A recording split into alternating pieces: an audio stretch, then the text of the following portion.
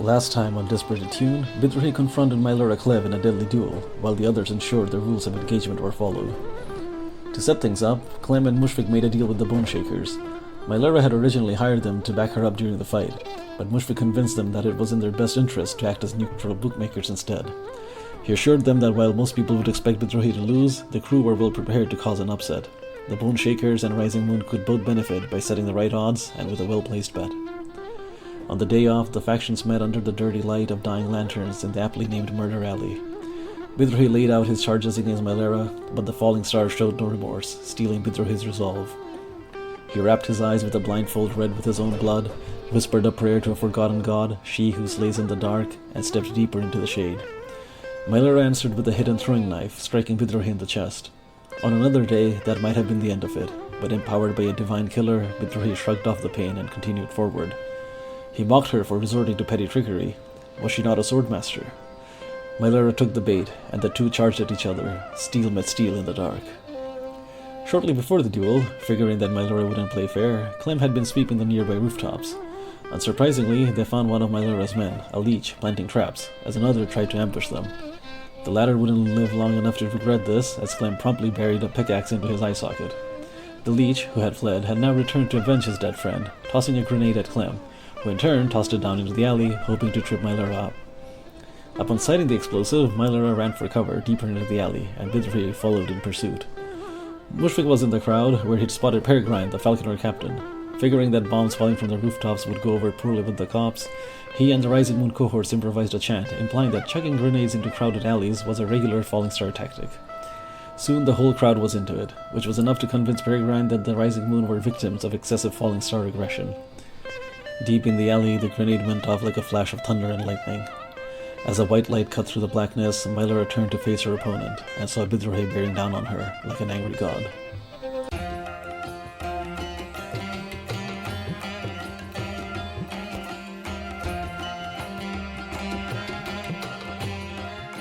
Uduasha City, where the sun is a mirror and the moon a shadow, where dancers cavort in forbidden operas, making love to forgetting and flame, where the wealthy play at war with silver swords and silken sashes, where the people mine the dead heart of a burning star for cannonballs and pipework, and where 1,000 secrets hide in a forest of paper and ink.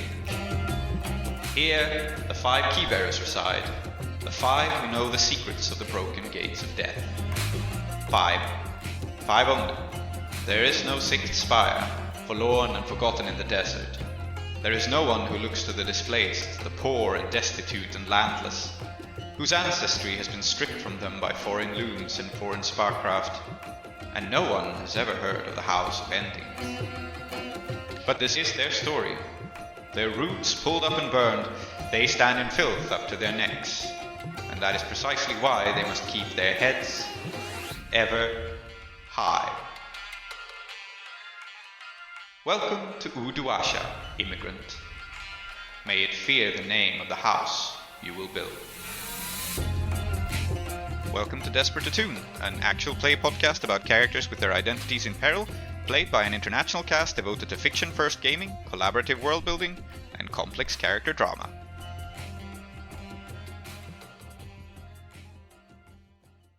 Bidruhi, what do you do? Yeah. So I think I'm going to try to, I don't know if this is a role, or if this is just what happens. Well, tell you what, I can always have the environment kind of like, well, I'm going to use even the odds to just be like, I want this to be the perfect scene for setting for the situation. I would like us to be in a trapped alley. If that makes sense. That'd be fine. Yep, okay. Absolutely. She has nowhere to run. You have invoked a special ability called Even the Odds, which says you always have access to a convenient environmental feature. In this case, it's a dead end. Yeah. Mm-hmm. Yeah. And, this could go badly for me because now she's got nowhere to run, which means it is going to go down, right? So I think I'm going to approach her, and I'm just going to be like, let us finish the conversation we started earlier. I want to know why.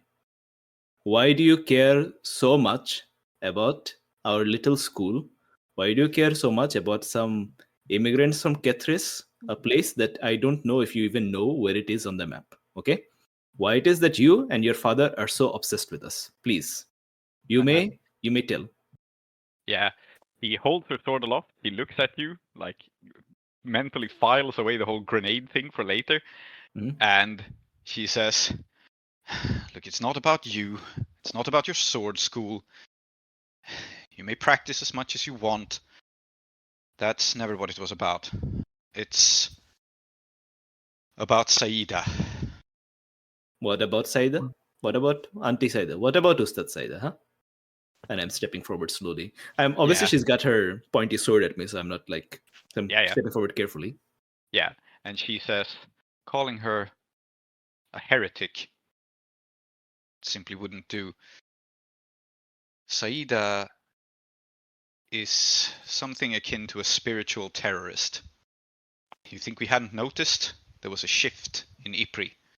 Even the fruit noticed her workings. Okay. The word you're looking for is idolater. Okay. First of all. Yeah. Second of all. She actually smiles and nods and goes, idolater will do. Second of all, maybe what you're saying is right.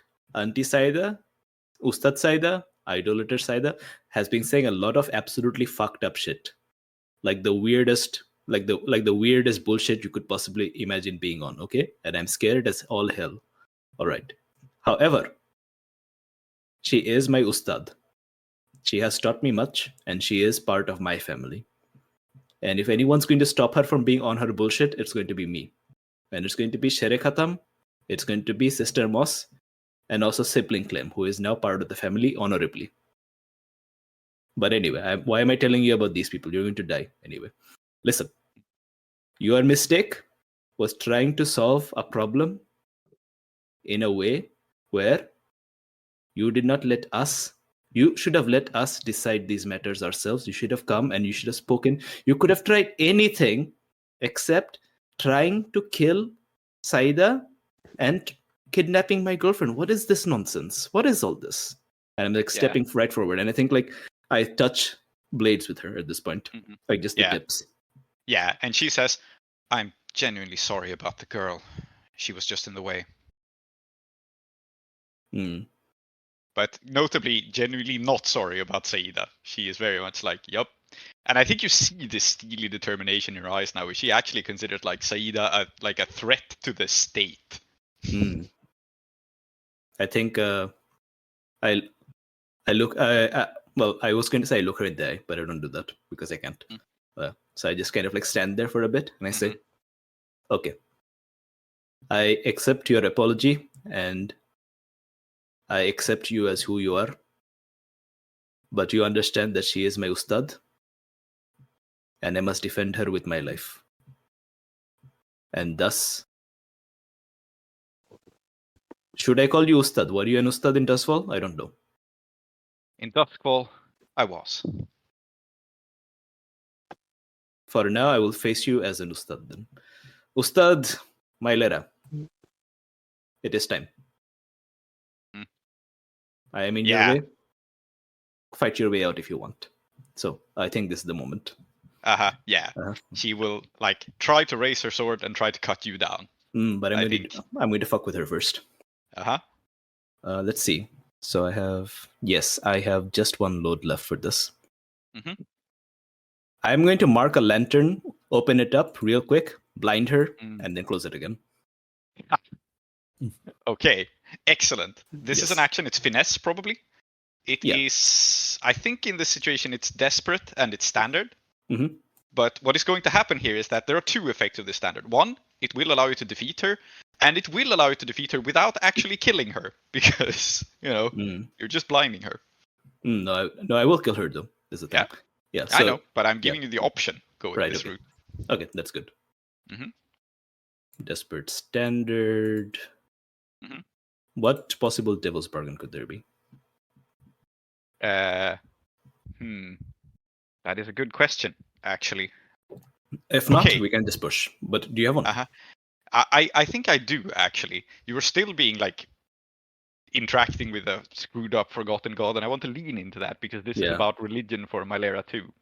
And so I think the obvious devil's bargain, as you as you open this lantern is like succeed or fail. You realize that to some extent Mylera is correct, and that Saida is incredibly dangerous. That doesn't mean she's evil, right? But you will have the shaking realization that Saida's bullshit is like forgotten god level dangerous. I think you already sort of believed, but it will be a deep-seated fear now, and we will in fact mark it as a harm if you take this devil's bargain. And I will call it a level 2 harm called fearing the end. No, I'm not going to take that because I think I'm playing into that anyway. Mm-hmm. May I propose one for myself? Yeah, sure. If I let light into this and I use light, then I lose the blessings of she who slays in the dark. Yeah, but I think you're about to end the fight anyway, so that's true. Really yeah, matter. If I succeed. Yeah, but if I don't succeed. Okay, then I'll just push myself. I don't think we have a devil's bargain here, then. Okay. I mean, if she likes the dark, right, and you're bloodthirsty, you have to make this as bloodthirsty as possible. Like, you're not just going to cleanly kill her in plain view, right? I don't think that makes sense for this deity either, because it's not like a deity of Bearsark rage. Like I said, it's a deity of like stabbing people in the back. So it's not like it's not a particularly brutal god in that sense. Okay. Yeah. I think this was a good conversation where we bounced ideas around, and I think we established some character ideas as well through it. But in the end, I'm just going to go for the push. Yep. Let's do it. Please. Oh, it's a 6. It's a 6. So this works. Should I tell you what it looks like? Yes, absolutely. Okay.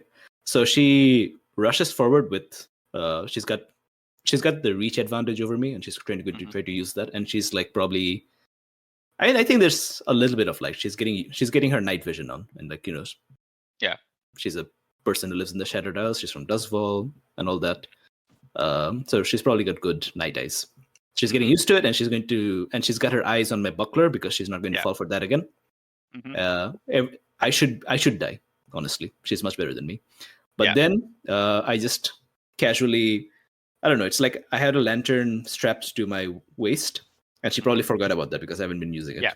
Just open it real quick and then just drop it, and she just immediately is blinded and she misses her thrust. And I just step in, and I think I just slice her throat open. Yeah. So there is a sudden instant cut. She falls to the ground, grasping at her throat. She looks up at you, and I think she has time for a last word. And she looks you in the eye and she says, "Prince of," and doesn't manage to finish it. Okay. Then I think I'm going to say I could tell you, we could either cut, or I could just tell you what I do before I leave this alley. Go ahead, finish this. Yeah. So the reason they're called the Red Sashes is that in the Colosseum, when they spill blood, they have their red sash, but they also have like a white sash. The red sash they use while they fight, it's like their symbol. But when they spill blood and they, I don't know, duel to the death and so on, they wipe the white sash on their opponent's blood. Yeah. And I have such a white sash with me. So I just dab it on her throat, put it on my shoulder. Yeah. Take off the blindfold that I'm wearing because, well, what's done is done. Yeah. And I step out. Yep. So you have indeed successfully slain her in the dark, because no one saw this. They were a little bit distracted by the grenade and everything. That said, it's still obvious who won the duel because one of you is dead. So. Yeah.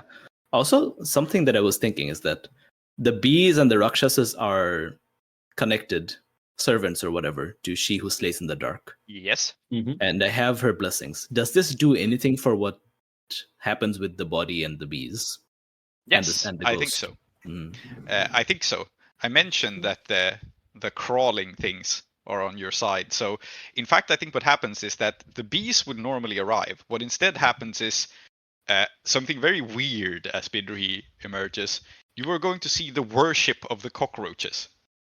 They gather up as the lamplight spreads. Right, normally cockroaches scatter, and there are a lot of them down here. Instead, what you see is they like in a circle around you, raising their antenna as if in worship Of me or the body?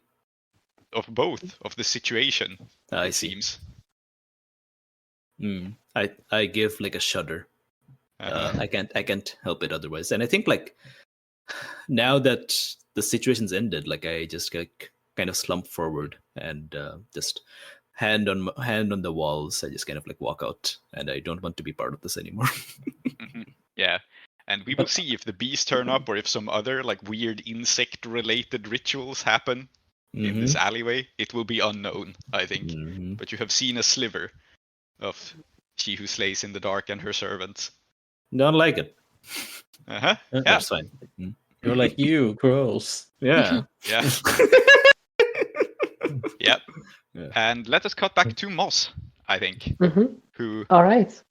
is holding this man in the stairs, like not really trapping him. Like he can leave if he wants to, but he is interested enough to share a couple of words with you. But I think you have the Yeah. initiative, so what do you say? I think, in fact, he's pushed past me, right? And then I said Yeah. something, and Mhm. so he has his back to the exit. So 2 things I want to do. One is I want to get Clem's attention, and I want Clem to know what I'm planning, because I think Clem knows that he's here and that I'm here. Yeah. Right. I think you can signal this to Clem easily enough. All it really takes is like a light source of some kind, right? So if you like have It's, a lantern, you're visible. So It's a sound, in fact. okay.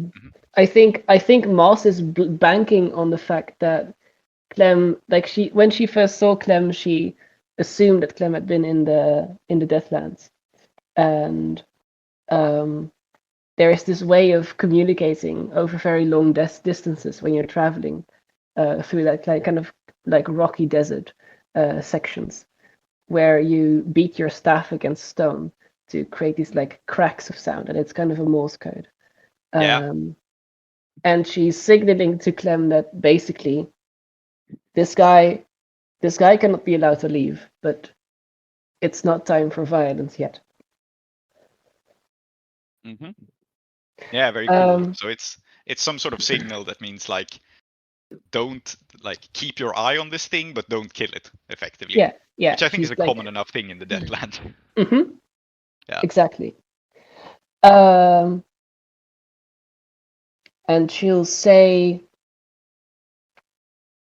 "I've given you my name."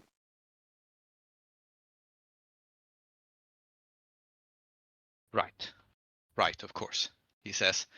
And he, I think he'll say, they call me the Hourglass. Because, you know, the faction he's part of, they all use aliases. But he's not telling you this to be like evasive. This is actually like the name by which he can be reached. Sort of, you know. You call for the Hourglass. That's how he's known in the underworld. If I'm going to solve this, if I'm going to gain any influence over this ghost, if we're going to work together on this, I need to understand what happened to them, who they were, who died in that place. You were somehow involved. I cannot imagine otherwise. Yeah, certainly. And yeah, he nods. And while you're asking this, what is Clem doing? Because I think this is still a very tense situation, and Clem has received this message. Yeah, I think Clem is going to be. You are under no obligation to remain in the lamplight, seeing as the duelists have left. No.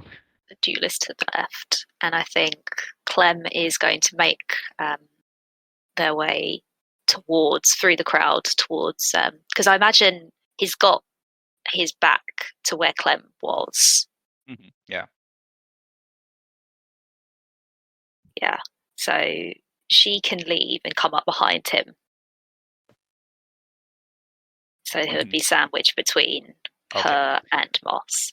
Yeah, we don't need to roll anything yet, but good to know that you're like subtly moving up behind him. He is sort of feeling the pressure.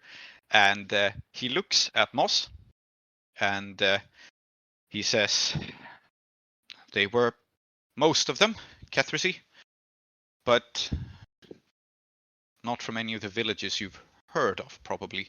And then he like tilts his head and realizes that Moss has probably heard of every village because you just have this worldly look to you.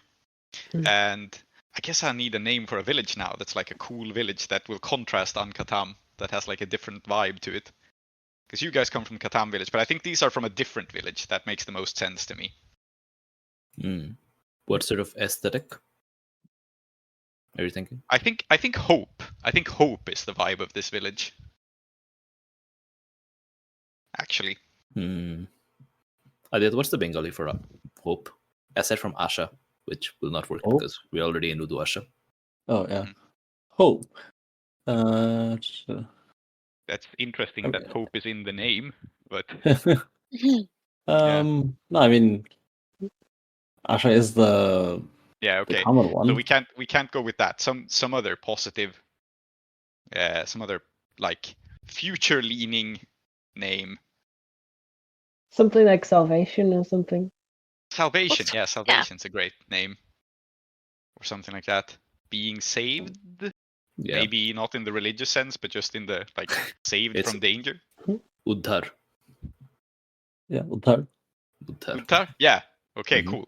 Rocka. So Rocka. Yeah. Yes, Rocka. That's better. Rocka. Rocka. Okay. Yeah. Cool. So yeah, he inclines his head and he says, Rocka, have you heard of it?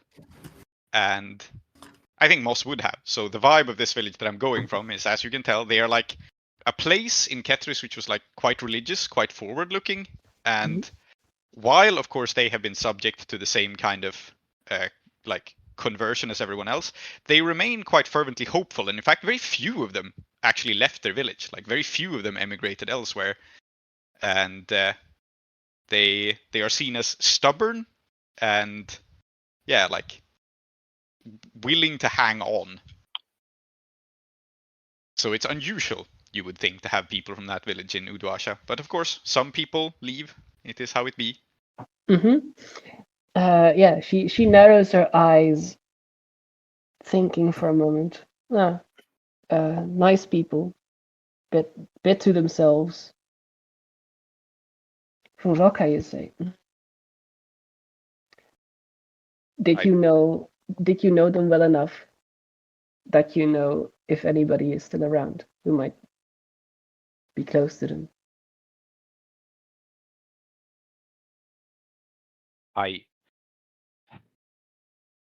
Yes. Though they are difficult to find. Your best bet is probably, and he like weighs his words because he also wants to get out of this situation now.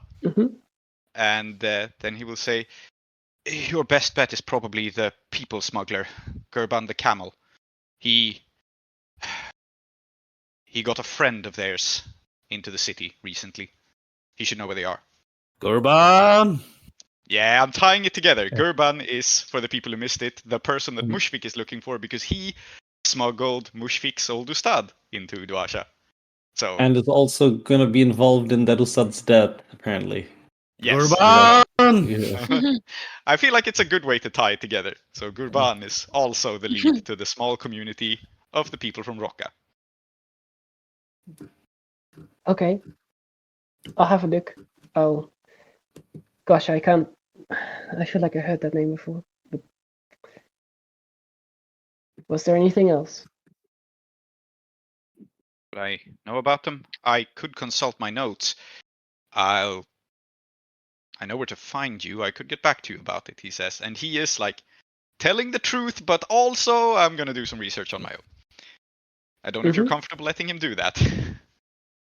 But he's taking this as his opportunity to leave, like, let me check my notes, let me bring them back to you, we can talk later. You understand. Yep. You understand, though, that we can't let anyone know about the tree. Certainly not outsiders. He scoffs and he says, we are not outsiders. And now I think it becomes plain to you. He says this in Uduasha, and if this, maybe I should cast him in like extremely posh English, right? Like, we are not outsiders, in the sense that he goes like, "You're countryside bums. We're the city. We're we're not outsiders. We're your natural lords and masters. This is." But yeah, This tree is in Uduasha? yeah, Yeah. it's ours. Yeah. It's, Fuck Yeah. off. mhm. So this is the vibe he gives off. He's like honestly surprised, I think, that you call him even an outsider. That Mhm. like the Ketrisi should look up to us. What the hell? You should be happy to be allowed to be in our fine city.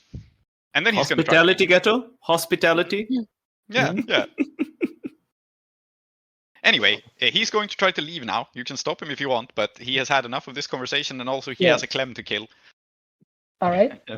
He's a busy man. I'm gonna look somewhat like stunned by his words, and I'm gonna let him turn around and then shoot him in the back. Okay, so fair enough.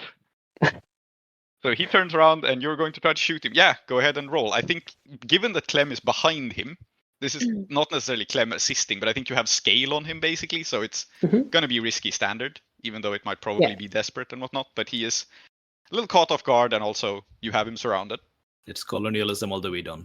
hmm Yeah. I mean, this is the complexity of the situation, right? It's not Yeah. Fuck this guy. It's not Iruvians versus Uduashans. There's lots of complicated things to this. Mm. Exactly. Uh-huh. Yeah, we just can't let him get away with the. We can't With the let him knowledge. get away to like tell people and mess with the tree. Mhm. Because Yeah, we've been which he doing that too 100% much. would. Yeah, He exactly. is like, yeah. The tree is Mhm. fragile as it is. So it's gonna be like normally shooting someone would be hunt. I think now it's finesse because I'm misdirecting. It doesn't matter dice wise. It's 2 dice. Absolutely. I have a devil's bargain to you, but it's really dumb. But I'm going to propose it anyway. Okay. He has this like bandolier bag full of dangerous shit, and he's in a stair. So succeed or fail, he's gonna drop his bag, and it's gonna roll down towards Clem, and this will have consequences. Go Assuming for you're it. okay with it, Clem. Yeah, this is great. This is fine. I've got things. That'll just Alright. that'll just make them feel I more was at never home. there. If Yeah. you feel good about it, then I'm happy to. I love it. Again, it's succeed or fail, because if you miss him, I think Mhm. he'll just leave the bag and like jump over the railing or something. Yeah. hmm All right. A 2, a 5, and a 5. Perfect. Okay. So, first of all, he drops the bag. You shoot him in the back. You hit him and kill him. I think it's like Yeah. you shoot him in the back. There's not much to be done about that, and he will fall down towards Clem. And let me just roll the devil's bargain and the consequence into 1 here in this case. Like if you rolled a 6, you would have had time to deal with the bag, but now I just think it makes sense that it's a consequence. So like it rolls down, and his his bottle of fire oil shatters, and Oh, almost God. this entire district is made of wood. So the reason this is not desperate is it's not an immediate life-threatening thing to you, but Clem, there is now a fire breaking out at your feet. Cool. This guy is like falling down. His bag catches on fire, and I think if you don't do something about it, you stand at risk of. Actually, no. It's already a consequence. I think you're just hit by this. You're like shoes catch fire because there's fire oil. If I Unless it's resist, resistant. what would it look like? Probably catching the bag to keep the Mhm. the firewall from breaking, right? Okay. Yeah, I think I'll try to do that. I think Does it? how I will frame Does it it make is if you sense for me resist to it, do? if you resist it, the contents of the bag will still be destroyed probably, but no, that doesn't make any sense either because you're keeping it from shattering. Yeah, I think you can just save it by catching the bag. Either Clem or Moss could do that. Yeah, I mean, Okay. I'm good too. I've got a gas mask. That's why I was like, Yeah. yeah, sure, go for it. I've got a Yeah, gas the bag mask. is- It makes me the bag functionally is- immune here. Mhm. Fair Plus, I The think bag it's is very coming to spooky. you anyway. Yeah. Yeah, I'm good to resist. Okay, so Clem will scoop up the bag before the alchemicals inside it have time to break. Fair enough. Let's see this resistance roll. Yeah, I think it makes sense with insight because being able to react in time, or Mhm. yeah, Yep. I mean, functionally, it's all the same. insight is logical, and it's a 6. You rolled well this score, so you scoop up the bag. Yeah. And I think this more or less fully resists it. The only well, there is one other consequence which shouldn't be overlooked, and that is there was a gunshot, which is unusual in Uduasha. And I don't think, well, we had the grenade, of course, but now there's also a gunshot, so it piles on to the situation. Yeah. So that also happens, but the bag is caught, and the guy is rolling down the stairs, having been murdered in Murder Alley. And a second victim has been claimed, and I think that is basically the end of the score, actually. Probably. Yeah. I think it's a good enough place to wrap it up. So we will obviously see your characters have a conversation about this later. But let us do the payoff here real quick, and then we can go on to resume the role-playing. Because I think, people will scatter apart. There will be some confusion about what the hell happened. Then one of the Bone Shakers guys will find Malera Clev and confirm who won. And that's that. Mm-hmm. So who won? Malera! Woohoo! Yeah. It was rigged. Yes. No, I think the Bone Shakers are happy. Whoever wins here, they still collect. So, and this is even better because now the long shot has won, which means they get more money. I don't know how gambling works. Yes. So you get 2 rep plus the Falling Star are tier 3, I think. That is correct, boss. Yeah. So you get 4 rep. Who's marking this shit? Should I? So yeah, please do. Okay. Done. 4 rep. And you also get some coin, and I said 4 coin at the beginning, and I think what makes sense here is in order to be fair to Salty here, let us say that you get 5 coin, and because Clem also gets the money you invested in back, I guess. Yes. So there's, because Clem paid a coin to get the coin here, so I think it makes sense to have a bonus coin be returned. So 5. Awesome. Okay. 1 for the crew and 1 for everyone else. If you want to divide it that way, that is totally up to you. Sounds good. And yeah, then there is also the matter of the things you collected. You have a shadow silk cloak, which is heavily restricted. So you can't just sell that without a roll, because we have established it's illegal to sell it without a license, but you have one. So you may do with that as you will. You also have a bag of leeches bandolier stuff. You have no way of restocking this, but you have that. That's also sellable, also illegal, also has to go through a fence, but you have it. So yeah, and then there is the matter of heat on top of that. You don't have a ward boss. You avoided that, so that's all good. And as for heat, I think that keep your local police officer honest. Yes. Yeah. It's very funny to me that you cannot imagine this guy as being corrupt, by the way, because I have based him in my head. He is played by the corrupt cop from Casablanca. That's how I imagine him looking. But yes. But that guy's fun corrupt. Yes. Oh. Yeah. Anyway, so I think that how we will frame it is this was a duel, but there was high exposure because you had an audience. So I think it makes sense to call it a base 4 heat. And then there is a bunch of extra heat. So it didn't exactly happen on hostile turf. It happened on neutral turf. But the target is high profile or well connected. You are at war. Killing was involved. So that's 8 heat already. And then there's the matter of the grenade and the gun, which is an additional 2. So it's 10 heat. Wanted level 3. You do get -1 for some stuff. But... Oh no, we get -2 because of noble privileges. Yeah. Okay, wanted level 3. Is it wanted level 3 even with that? Yeah. Wow. Yep. I think it's high time Captain Peregrine have a chat with you. Actually, no. It's 1 away. Okay, so it's wanted level 2, 1 away from wanted level 3. Well, that gives you some time to try and reduce heat and try to control this situation. Yeah. I suppose. But yeah. I'll roll for entanglement now. Oh, so we're rolling for entanglement with the highest heat. That's also lovely.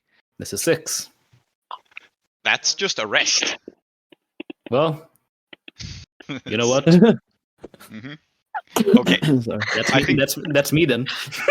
Yeah, That's fine. I think It's it fine. is. It's fine. Mhm. I mean, prison might be the safest place for Bidri right now because Yeah. Yep. We can do a time jump and so on. I've spoken about Yeah. my desires for that. Anyway. Yes, pay them off with coin or try to evade capture, but we'll get to it.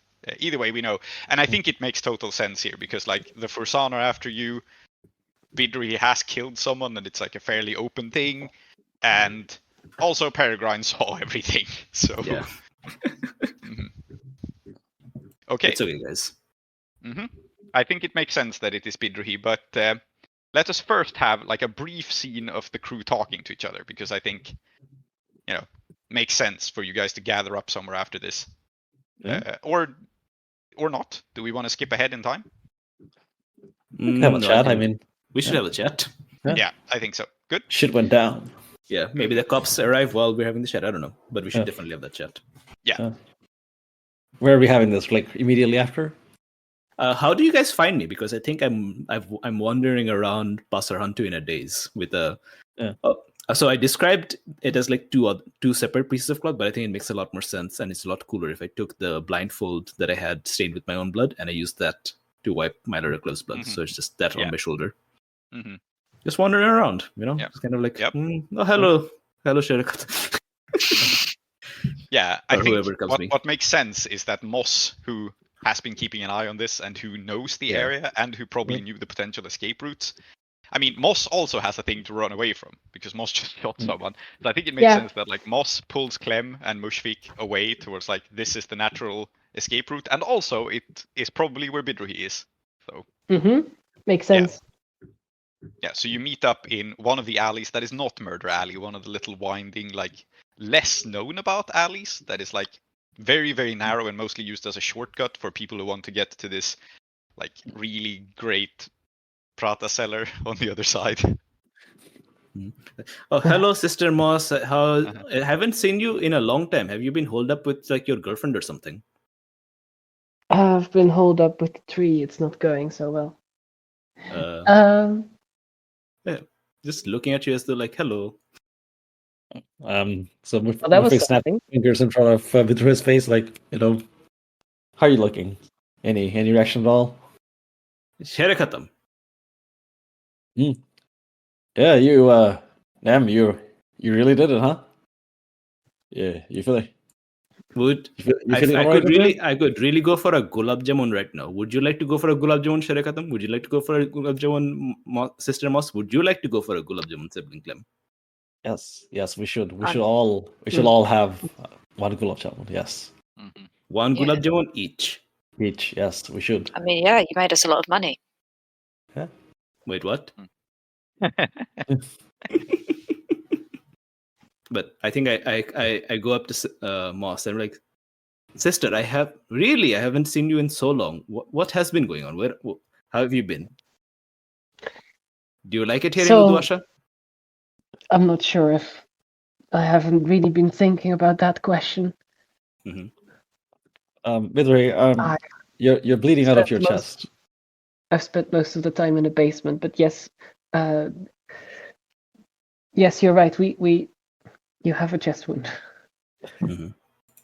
Oh yes, there is. Oh wow, cool, free knife. If we were splitting one gulab jamun, this would be, very handy. Mhm. Yeah, I don't think any of you should pay any attention to the substance of what he's saying. Mhm. So, I mean, so we said it was a temporary harm, but I think we should still, do something about it. All right, Yeah. come on, buddy. Let's. Yeah, I mean, Mushfik's the one who's pursuing therapy now. So Yeah.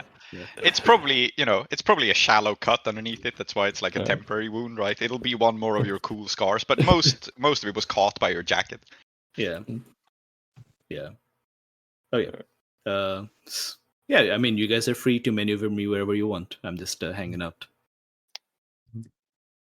Well, we'll get the gulab jamun, but let's get you cleaned up first. Yeah, how's that sound? Sherekatam, I have had many strange dreams of you giving me a bath. Can I just say that? Are we not brothers? I feel like I can say that. You can say anything. I mean, I didn't like these dreams, but I've had them. Alright. Well, if Vidre wants Sherikato to give him a bath, why No, I not? don't want. No, that's not what I want.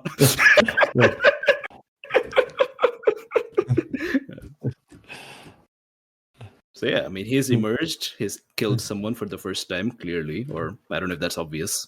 And is just shell shocked and so on. I don't know. It's up to you guys. Let's get you somewhere safe. Mushfig, were you the one who started up that chant? Oh, yeah. It's good. It's a good one.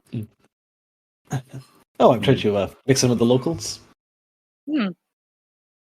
who are all drunk football fans, apparently. Mhm. Yeah, I think as I'm being carried away, I think I don't know. Is Moss like right beside me? Yeah, I'm walking like I think I'm very concernedly walking. Mm-hmm. I squeeze your hand and I say, Sister Moss, I don't know if you've been keeping up with what's been going on, but like someone totally tried to kill Saidanti. Is that why you just hurt yourself into this? Yeah, I mean, someone's got to do it. I mean, she's Arustad. I mean, if you were here, maybe you, I mean, I don't know. Like, you're also her disciple, your big sister, and so on. Maybe I'd have given you the honor, but like someone had to step up, and I did it. Also, like, this person also tried to like kidnap my girlfriend, and that makes it very personal.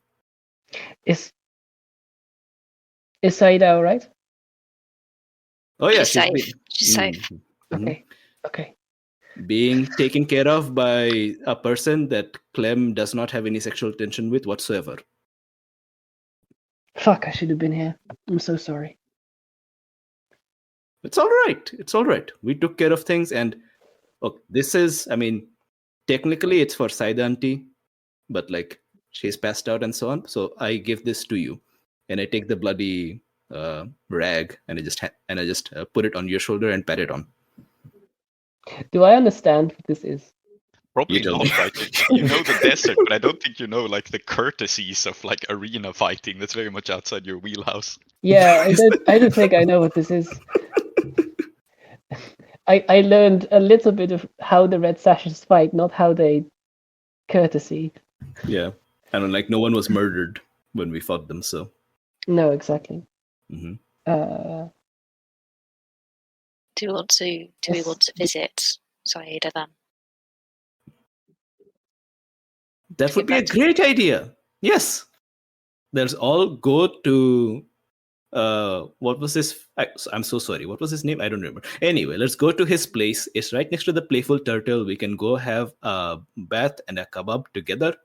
And then we can just go and say hello to Saidanti, and we can give her the thing that is soaked in my blood and my Clev's blood, and everything will be chill as fuck. Yeah, I think taking him to some kind of medic is a very good idea. Yeah, maybe we'll go to Aaron first. Yeah. Mm. You can have a kebab afterwards. My treat. So out of character, physically is perfectly fine. Yep. Don't worry about it.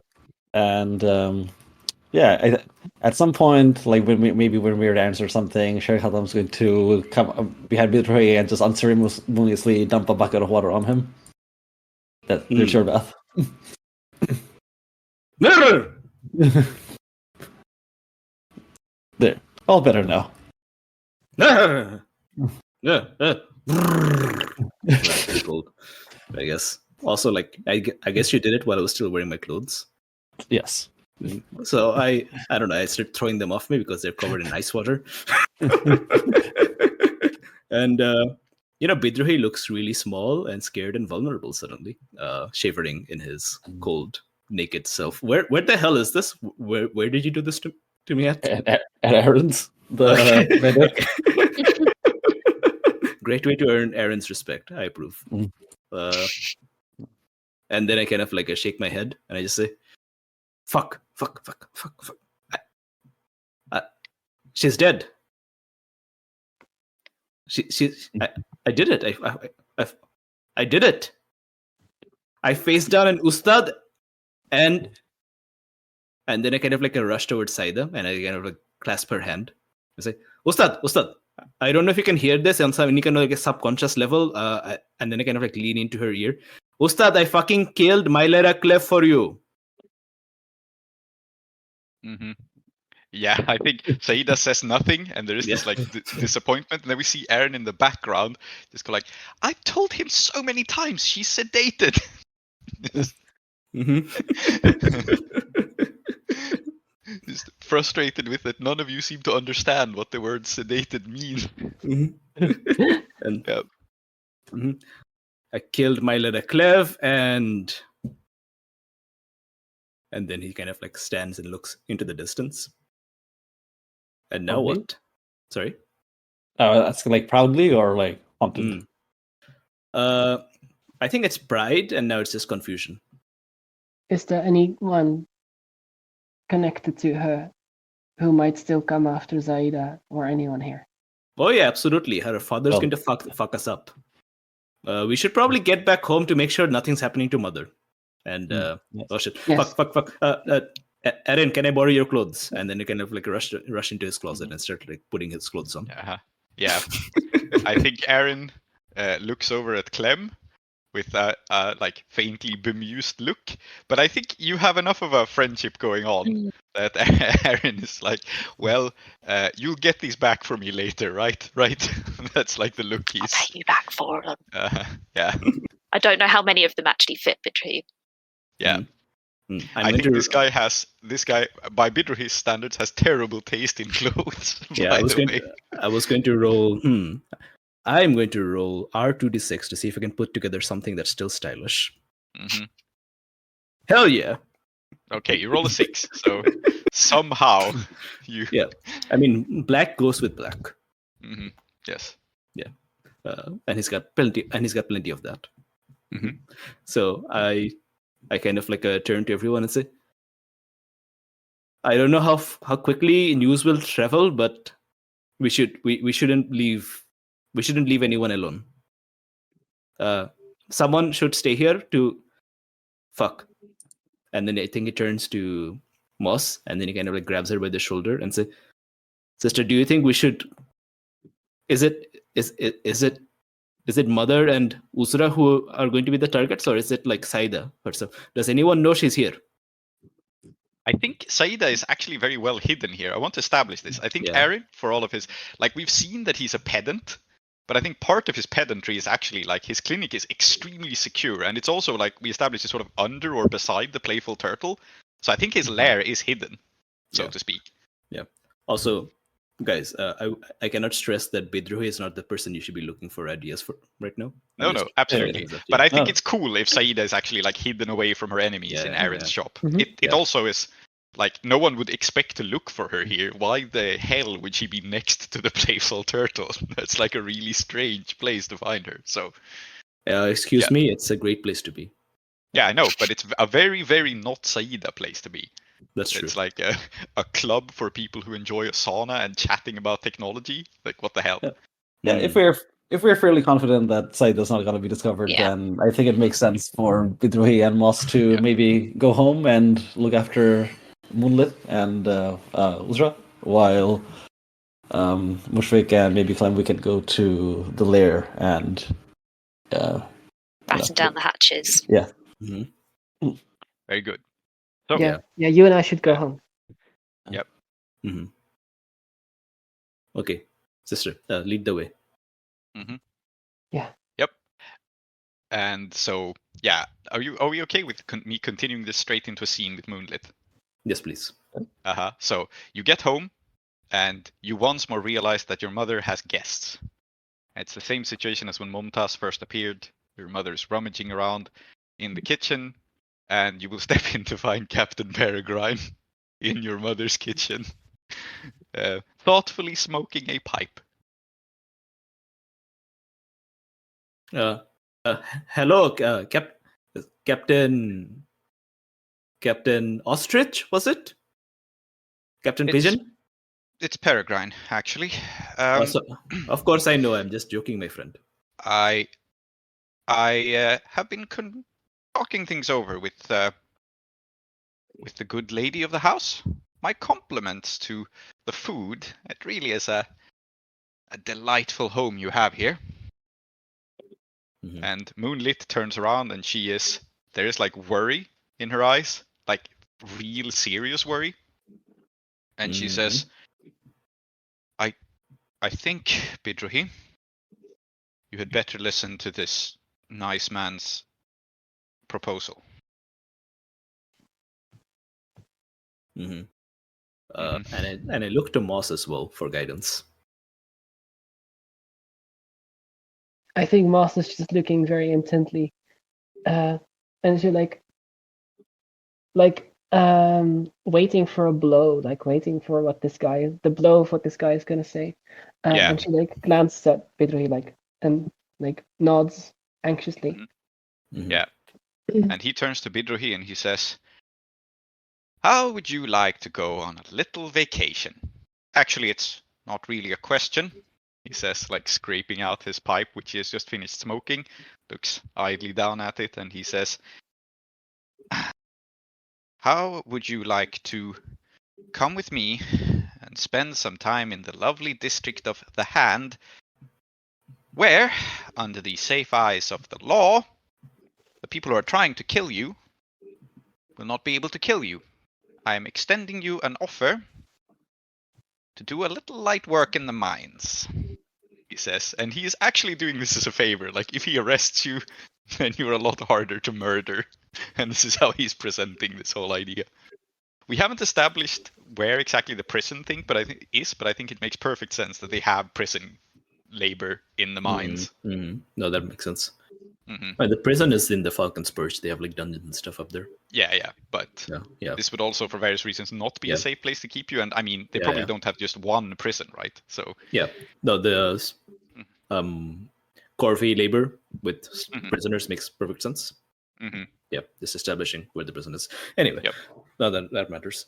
I think Bidruhi, he kind of slumps, and for the first time, he just looks like pretty defeated. And then he kind of just looks around at Moss, and then he looks at Moonlit. I don't know if Uzra's here. Probably she would not be allowed in the room for this. No, I don't think so. And I'll just say, but if I'm in the prison, then there's one less person to make sure that nothing will happen to my mother. And he doesn't mention Moss here because Moss can look after herself. Yeah, and Peregrine says, yes, my boy, this is what we like to call a plea deal. Well, not actually, but if you come quietly, I will do my utmost to make sure that no one in this household is harmed. Is that agreeable?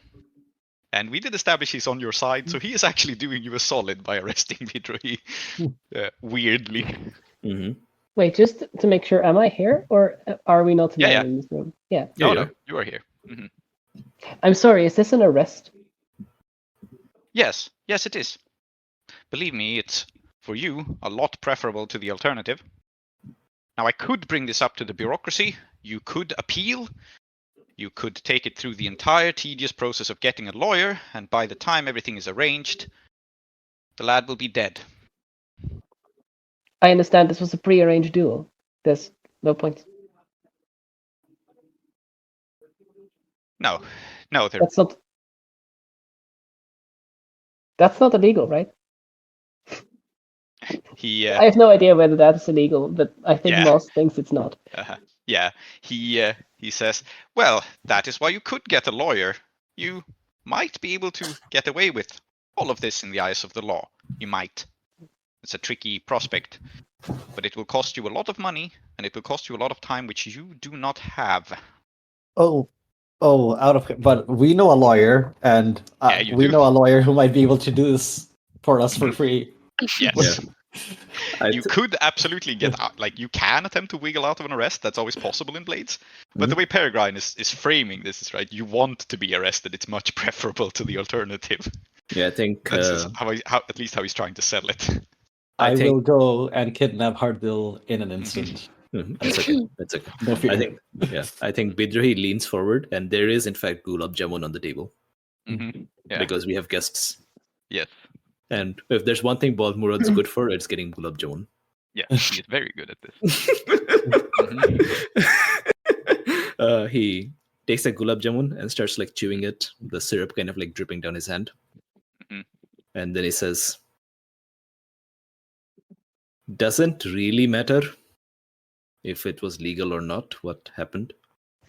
Doesn't really matter if we can get lawyers to agree that it is legal for me, some peasant scum, to kill the daughter of Ustad Jaiklev. Because, as the captain is intimating, subtly, is whether or not the law is on my side, Ustad Jaiklev will stop at nothing to make sure that we all die. There is politics afoot, and I have gotten involved. Look, this sword school coming after you is grossly illegal too. I'm doing what I can. And I don't see the purpose of their apparent vengefulness towards you, but I've pieced enough things together that I know they are also not telling us everything, and we are going to get to the bottom of this, I assure you. And this is a man who can actually pull some strings with the noble families. So, like, he works for them. Yeah. And notably, he does not work only for Anrakis, who is sponsoring the Falling Star. He works for the other houses, too. So. Bidrohi kind of licks his fingers clean, also kind of like licks his forearm clean of the syrup. And then he just says, even if you, Captain Peregrine, were to be able, and like he's like really unusually lucid right now, you know, not like really just getting to the point and being serious. Even if you, Captain Peregrine, sir, were able to prove that what the Falling Star Sword School is doing is like massively illegal and completely fucked up, and they're completely in the wrong, and they should not be allowed to do any of this at all.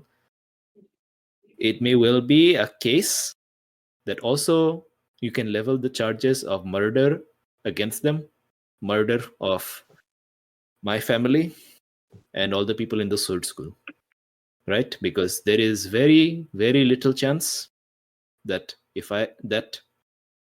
we can solve this, and it's like starting to break up, that we can use the law to get out of this with everyone left alive.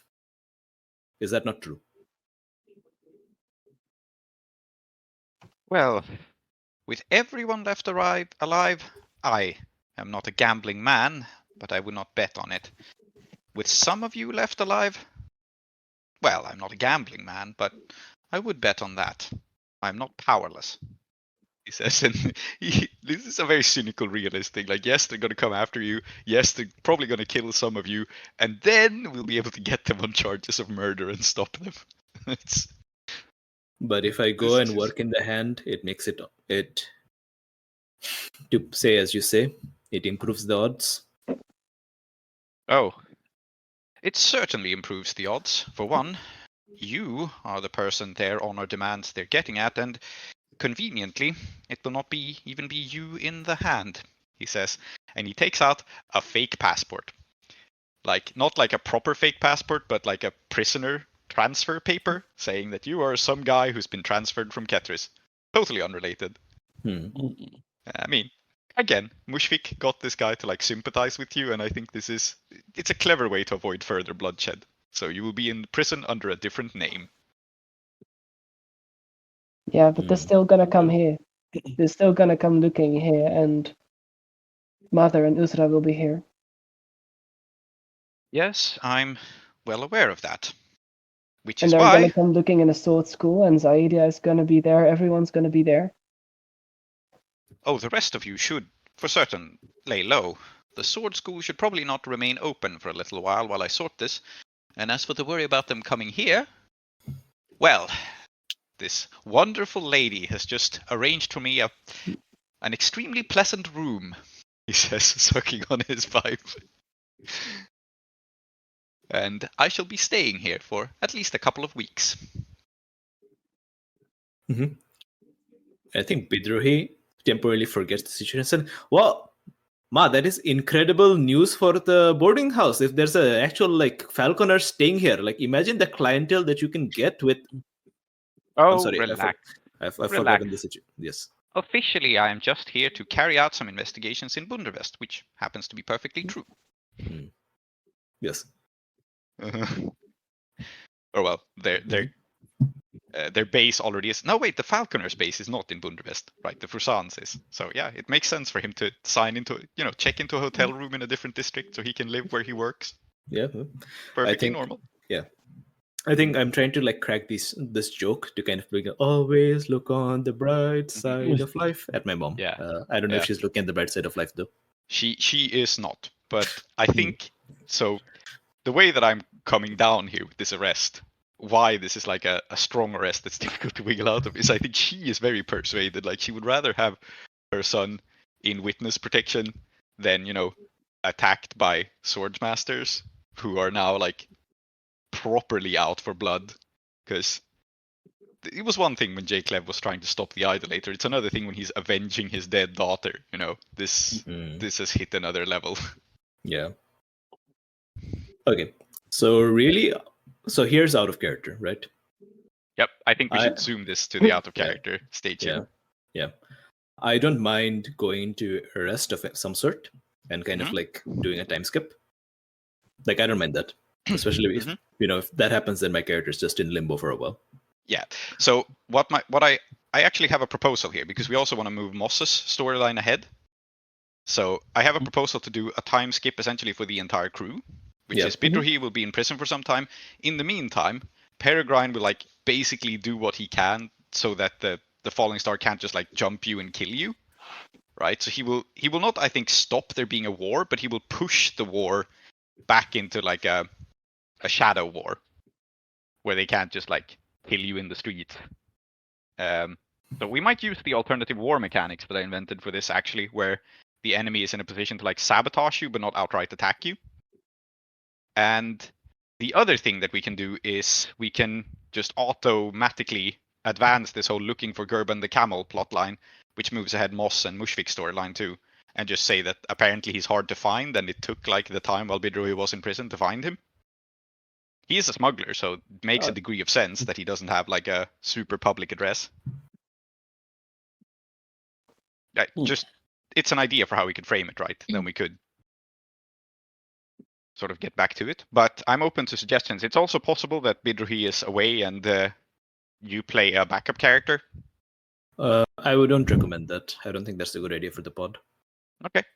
I'd much rather do a time skip. How do we feel about the possibility of a time skip? If we don't want to go with the arrest idea, I think it's still possible. Like if we go back in character to like wiggle out of this somehow, you could try to like pull some kind of a double bluff or something. Maybe even with Peregrine's consent, like maybe you could convince him to do this to like fake sending Bidrohi to prison. It's possible, but I think the logical and straightforward thing to do is a time skip during which some of the like projects of the other characters just advance automatically. Yeah. I enjoy the time skip. Yeah, cool. Yeah. So I was gonna say that I don't know about the others, but like Bidrohi's thing is like he killed someone. This is the best way to save his family. Sure, let's go. Let's do it. Yeah. He's not one for like elaborate double bluffs and so on. No. Yeah. And it also makes sense, I think, as Peregrine says, for the rest of the crew to like try to lay low and like maybe not like show up super publicly and so on and like do scores and things to lay low until things blow over. And we could frame it like that because I was just wondering like if we do a time skip then the Falling Star is still coming after us, right? Yeah, but they'll be coming after you a little bit less. I think that's what the logical thing is. Again, I invented these alternate war mechanics where you can still be at war, but like a more subtle form of war. And I think it makes sense that they would be pushed back to that because they wouldn't be sanctioned to just jump you in the street anymore, which they kind of have been at this point. They like when they've tried to kill you so far, it's been entirely openly. Yeah. And now they're like, if they try to kill you openly, they get in a world of trouble suddenly. Yeah, I mean, sounds like a route, not only logical but also something I know people are excited for. Yep. So I think it works both ways. The one thing is that like Mushfiq has a plan, has a project which is on a timer, and it's finding Urustad before like he is killed by Gerben the camel, apparently. At least if you understood the book you read correctly.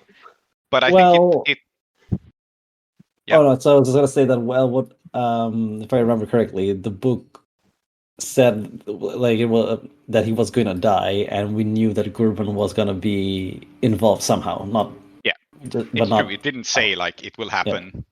Yeah. We have a clock for it, but the book didn't say it will happen in like 6 weeks. So I suppose in that sense you do have time. That is correct, actually. Yeah. Cool. I still think it makes sense to tick this clock a little bit just as a consequence of time passing, but not ticking it all the way. So. Yep. All right. We're at 1 to level 2. It means couple months. It's not that bad. Yep. Exactly. So you will have to lay low, and it's not unrealistic that like whatever leads you had on Gerben, you lose them and you have to start over and so on. Okay. So we're doing this then? Everyone good? Yeah. All right. I think so. Hope everyone's okay with this, but I think it's time the consequences hit you, and we rolled an arrest, so fair's fair. Yep. I am going to roll for my incarceration. This makes sense, yeah. Yep. So it is just a straight up tier roll. I'm going to push myself if that's allowed. Don't know if it is allowed actually on incarceration rolls. Let me check. Real quick. I mean, it's where extra effort would make sense here. That's, I think, how it's described as in the book. I think it makes sense. Yep. Or a devil's bargain, either way. Sure. Okay, a devil's bargain is more interesting. So let me think if I can come up with one. Okay. Actually, I have a devil's bargain, and it's just an interesting one. It's not necessarily bad for you. But it could take the story in an interesting direction. Mona, darling, is used to the mines. I think she might come with you. She's the person who has like connections and things there. She's the person who could look after you. But it does mean she is pulled away from the crew and goes back into the mines. Yeah. Do you mind if we have a quick conversation with her about that? Because we haven't seen... I recruited her and then nothing really happened with that. Yeah. Okay. Yeah, we can totally do that. But I think... do you think it makes sense as a devil's bargain? I like that. I'll roll first and then we'll see what the conversation is as we go in together. Yeah. Makes sense. Okay. We can do like a drop-down scene in this as it passes. Yeah, here goes nothing. Yep. This is like one of the tensest rolls in the game. Yeah, it is. Incarceration is harsh. If you fail this roll, it sucks. It's a 5. So but you roll a 5. Yeah. You keep your head down and do your time without incident. Yeah. About as well as you can hope, I think. So yeah. And we use our wanted level? 1 wanted level and all heat. So. Nice. Yay. Cool. So what's it look like as I get arrested and Mona and all that? Yeah. So what I think Peregrine will do is he will have this like friendly chat with you, and then he will not arrest you now because he's trying to hide you. He's like make up an agreement with you, like come to this location where one of my men will drag you away and very publicly call you this fake name and throw you in the mines. All right. So that's the throwing you in the mines bit. And then I think it's a labor camp. It's like the mines are in these deep and scary ass shafts. So I think you're in one of the ones that slants deeply where you like see very little light. The sun in Uduasha is false, but you don't even see the sun down here. Everything is like lamp light. And you are put with a work gang of the various criminals. I don't even think necessarily it's that, but I think most of the people down here are probably down here because of like escaping debts and stuff. This is usually how it goes in these kinds of labor camps, right? Yeah. And also to throw off the smoke further, it wouldn't make any sense to have you be officially arrested for murder. So you're you're officially arrested, I think, for just tax evasion, and you have to pay off your tax debts, and that's why it's like some months. I have not been reporting to the Ministry of the Interior because I'm a refugee. Yeah. Yeah, exactly. Yeah, that's probably why a lot of the other people are in here too. The Uduashan bureaucracy is very cruel and makes no sense. So this is. And I don't think it's the case that Mona is in here like with you as a prisoner, but she has connections with the archaeo miners, the like professional mining companies that come down and do surveys and stuff. And this is how she basically smuggles things into you, right? I think that's more the role. She like gives you some advice, but this particular conversation you have with her is when she smuggles in for you, of course, some gulab jamun. Like a few weeks into it, when you're really miserable and longing for creature comforts, she like comes by with like her archaeo miner partner. And like the reason this Devil's Bargain is a little bit bad is it puts her back in touch with with this other crew, so her loyalties are more split now. And she will probably owe them some and whatever. I share it with all of my new friends. Yes. And so I think how she smuggles this to you, let's have this scene be the conversation, right? Is she takes you aside and she goes like, you there, have you been doing any mining? And actually, it's better if I show you. And she like puts on an authoritative voice, like, you know, we're here doing an expedition, whatever. And then she pulls you aside into like a part of the mine where there's no one else, where she's pretending to be inspecting something. And she drops the persona. She goes, I'm glad to see you're still well. I got you something. And she takes out a small packet. Mona, I really want to give you a big hug, but I won't do that. If nothing else, they'd probably see all the dust on my clothes, yeah. Says, looking down over you, because you are obviously like very dusty.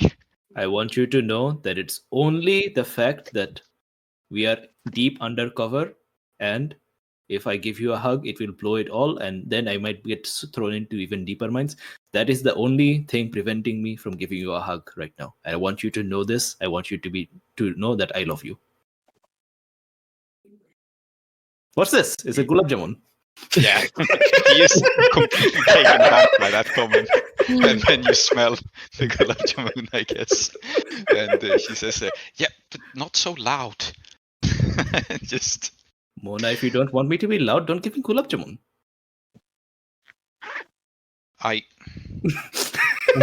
Look, she is like completely thrown off, and she says, then she smiles. I think he says, I'm glad to see they haven't broken your spirits down here. You know,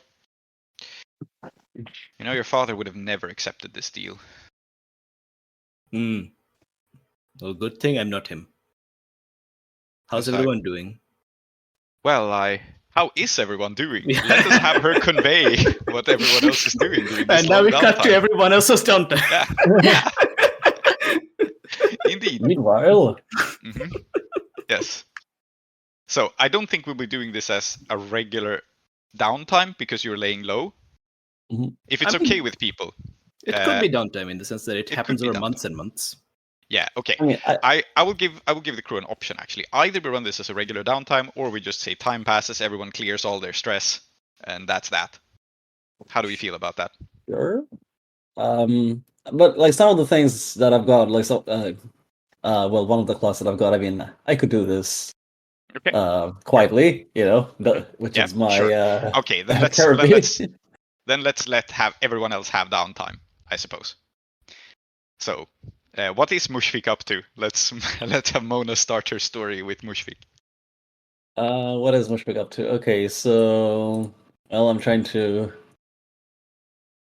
deal with the trauma, and talking with Zahir didn't really help it all that much. I think it makes sense that like it doesn't even need to be like in terms of the clock. I don't think it doesn't even need to be like a specific scene, but the fact that Bidro is away kind of maybe like makes Mushfik realize that he actually misses the little guy, and so it's gonna be more of an internal thing in his mind, right? Yeah, absolutely. Sitting and meditating on this. What do you roll to miss Bidrohi? What do I roll to Viceroy?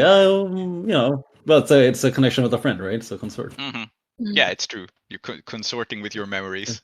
Absolutely. All right. Yeah, give me a minute. So one of the things that Mushfik is doing is missing Bidrohi. That's very sweet. Yeah. Okay, let's see. What was it? Just it's a 6. It's a 6. Hey, 3 ticks. Yeah.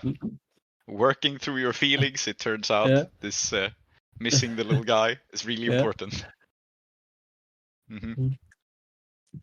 Okay, I guess there's not much more to be said about this except Mona frames it to Bidrohi like, I think Mushfik misses you a lot. He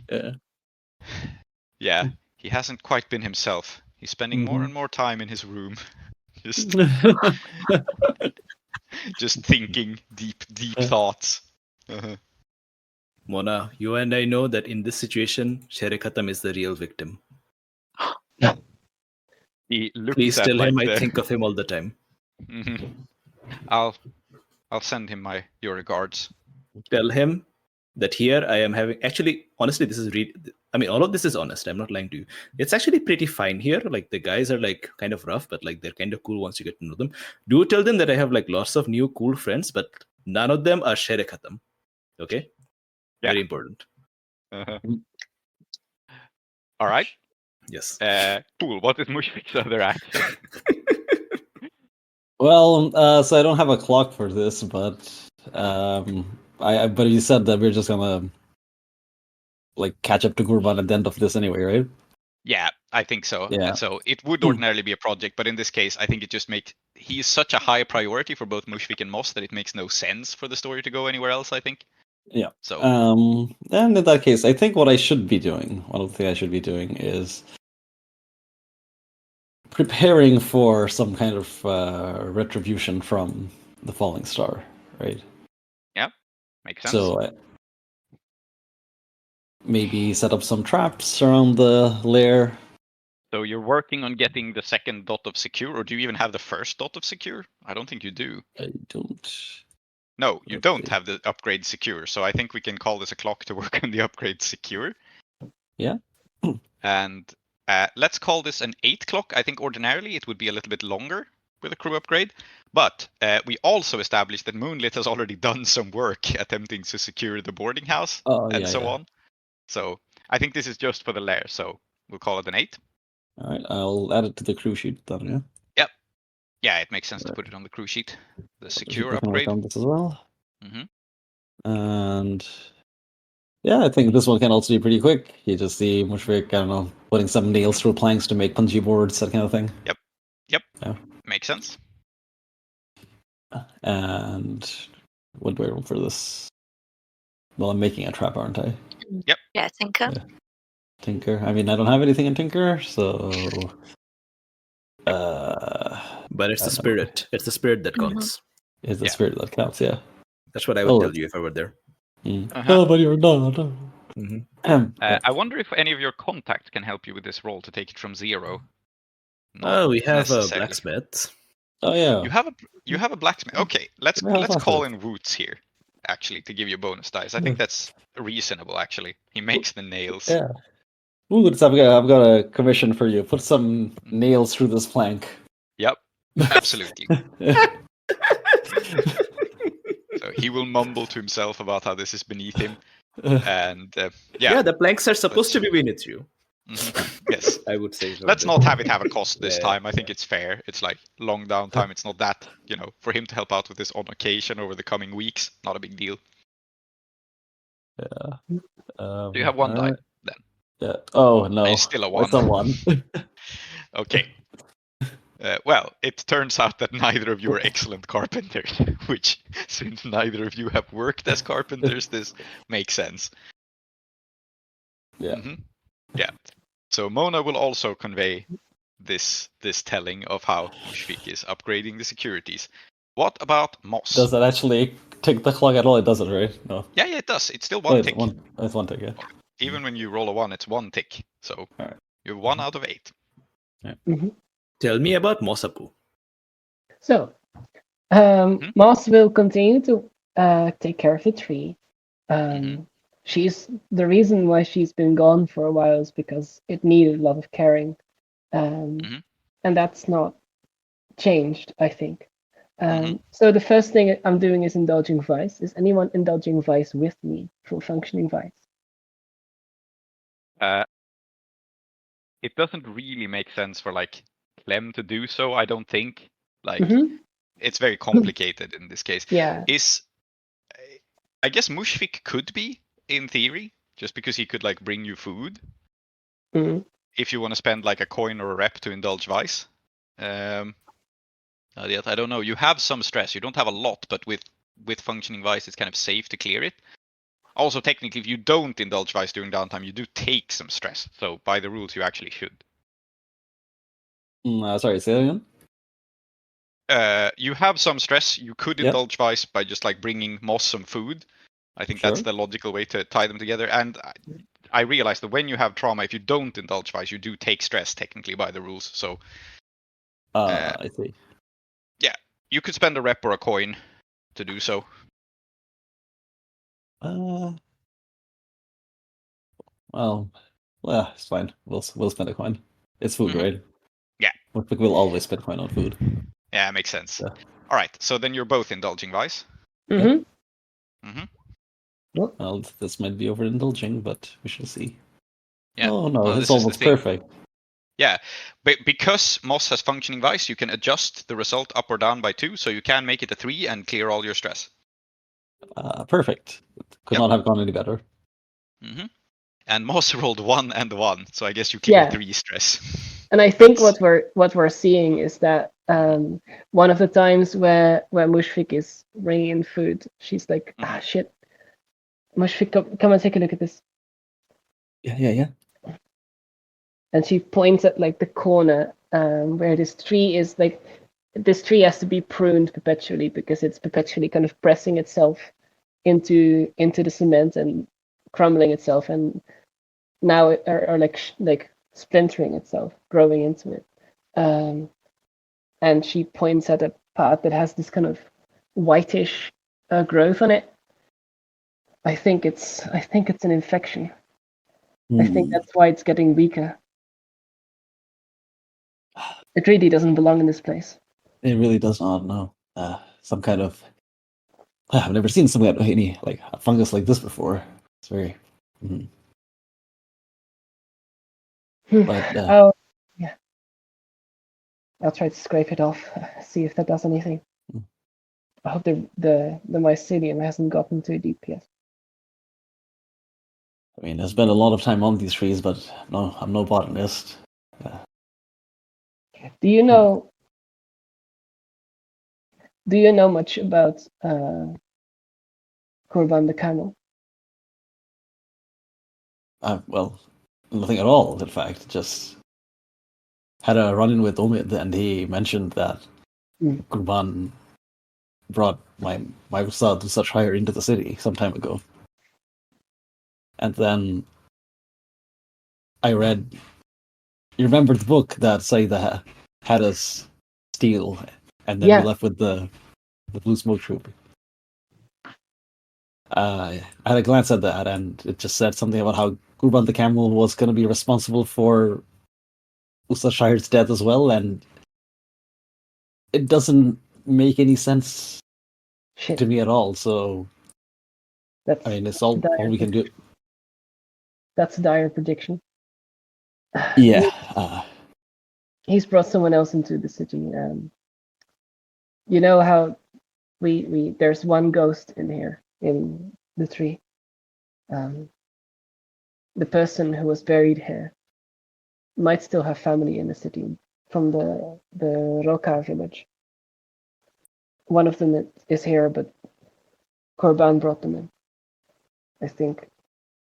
I think maybe we should make contact with them and with whoever is still back there in Kithris. Because as I said, this tree doesn't belong here. No. It's gonna... Well, if Kurban can bring people from Kithris here, he can take things from here back. True. Yeah. I'll see if I can find out anything about him. If you hear anything, let me know. Thanks for the food, by the way. Oh yeah. It's sorry.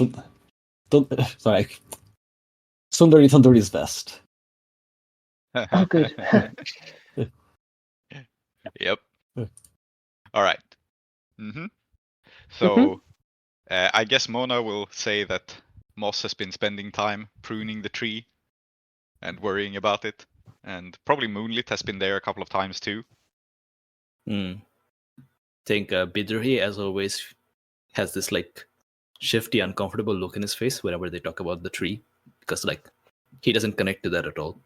Yeah. But he just says, "It's nice that that Ma and sister are spending time together, and I hope Uzra is also getting to know all about this tree."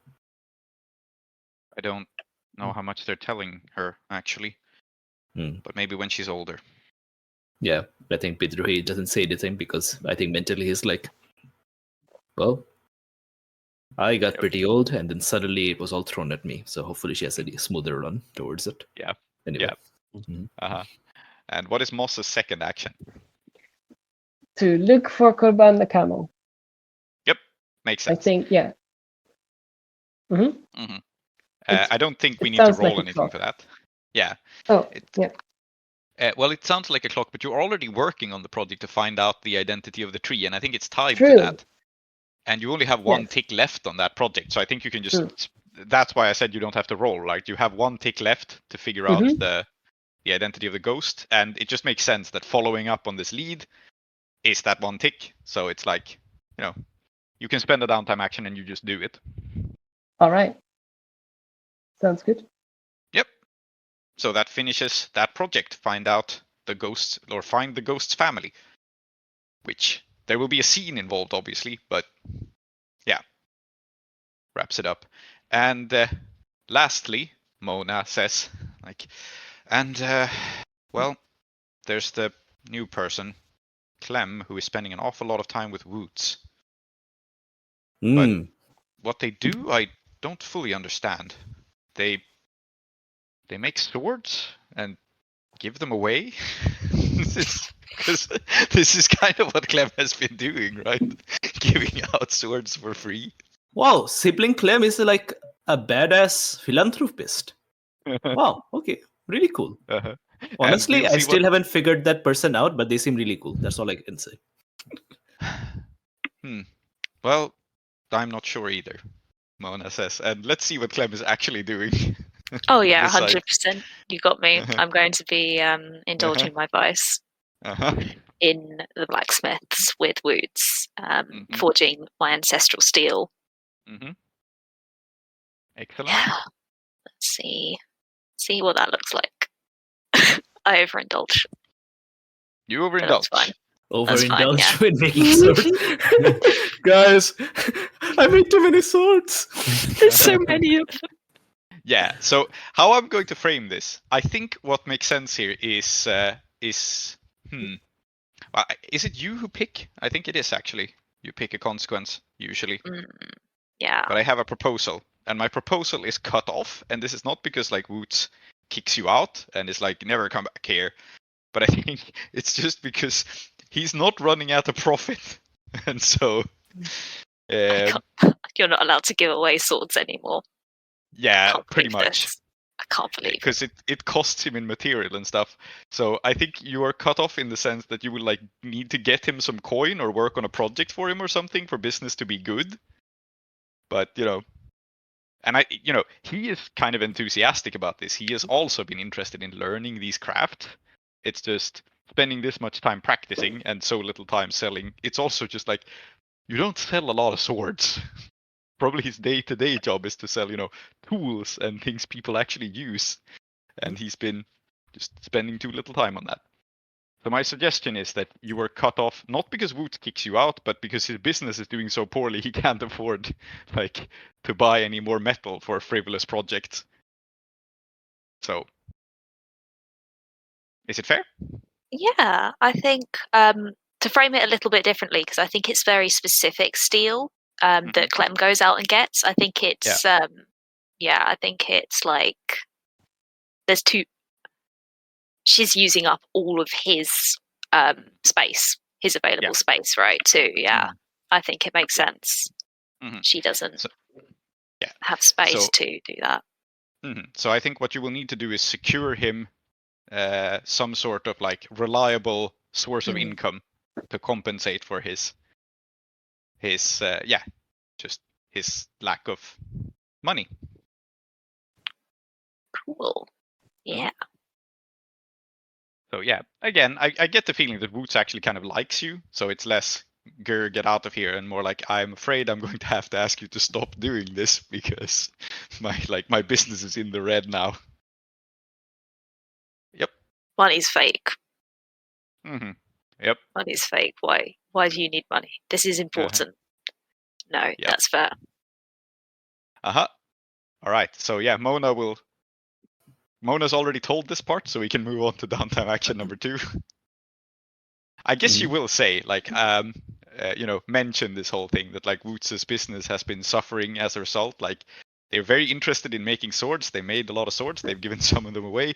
They can't seem to sell any of the ones they haven't given away because there isn't actually like a high demand for swords. Okay. Please go into my bedroom and there's a stack of books, right? And in that stack of books, you will find a book called Dynamic Commercial Enterprise Advice. Okay? Please pick that book out and give it to Sister Clem. I'll try to remember the name. Dynamic Commercial Enterprise Advice. Please write this down. Yeah. You will take notes of it. There we are. Yeah. All right. What is Clem's other downtime action?